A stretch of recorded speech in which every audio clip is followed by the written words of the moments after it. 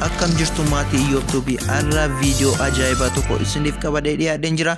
Osoo garuu gara video sanaatiin darbin namooti YouTube kanaaf haarawaa taatan subscribe godhan, namooti immoo haarawaa hin taane like share comment gochuun nu cina dhaabbadha. Amma gara videotti dabarra. Videoon ko arraasi appii mala qo'annoo jedhamu wajjin kanan arra wali isin barsiisuudha jechaadha. Akkuma argaa jirtan boqonnaawwan kurnan kan of keessatti qabatee jirudha jechaadha. Boqonnaawwan kurnan kunis gosoota garaagaraa kan of keessatti qabatee jiru jechaadha.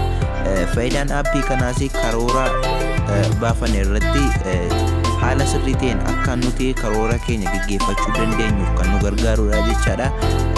Namooti barataa akkasumas barsiisaa taatanii wantoota kana dubbisuu qabdu jedhee yaadaa jechaadha.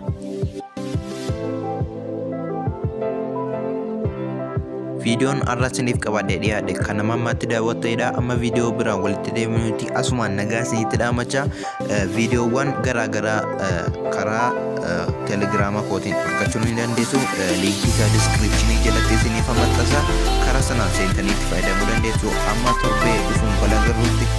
Bye.